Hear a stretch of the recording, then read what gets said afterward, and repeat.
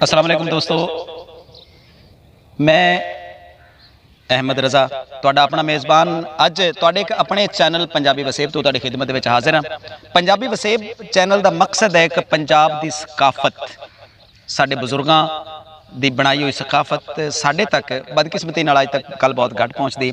कुछ शोरा कराम और कुछ वीडियो चैनल्स अजकल यूट्यूब चैनल्स प्रमोट करने की कोशिश करते पे ने साडी सकाफत नूं, और मैनूं बहुत अच्छा लगता है भी जिहड़े लोग इस तरह की सकाफत नूं, पंजाबी जुबान नूं और पंजाब की सकाफत नूं प्रमोट करते पे ने। कुछ शोरा कराम करते हैं और कुछ यूट्यूब चैनल करते पे ने। अज मैं दोवां नूं मिला के तुहाडी खिदमत विच हाज़िर हाँ।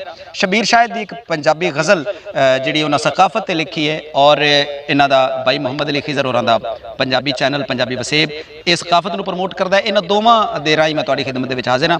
मैनूं अहमद रज़ा आखदे ने। मैं जो माहौल अवार्ड गवार्ड मैनूं दिसदा पिया इत्थों वेख के मैनूं शबीर शाहिद होरां दी एक पंजाबी गज़ल याद आ गई है, आ ढोला एक देश वसाइए तू ते मैं।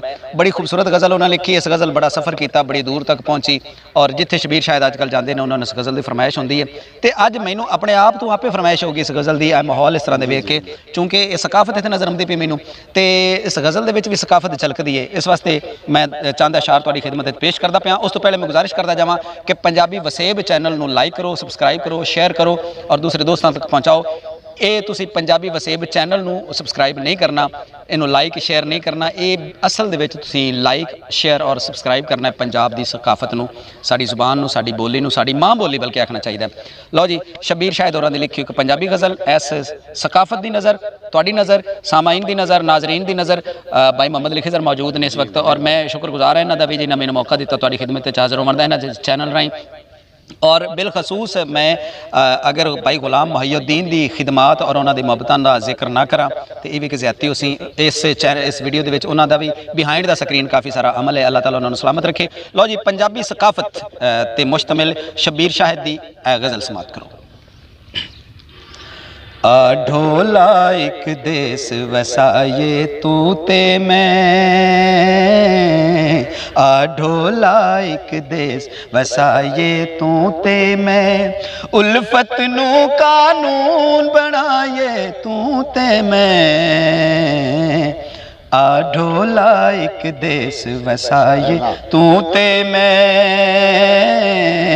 आ ढोला एक देश वसाए तू ते मैं। और ये गज़ल मैं असी मंजी ते बह के तुहाडे सामने पेश करते पे, उनकी भी वजह है भाई मुहम्मद अली बड़े अच्छे तरीके इस गल जानते हैं कि हाड़ महीना शिकर दोपहर ते ठंडी छां, हाड़ महीना शिकर दोपहर ते ठंडी छां, मंजी हुक्का ढोले माये तू ते मैं, आ ढोला एक देश वसाए तू ते मैं, आ ढोला एक देश वसाए तू ते मैं। लोग पुकारन मैनू तू ते तैनू मैं, लोग पुकारन मैनू तू ते तैनू मैं, एक दूजे दा ना बन जाए तू ते मैं, आ ढोला एक देश वसाए तू ते मैं, आ ढोला एक देश वसाए तू ते मैं।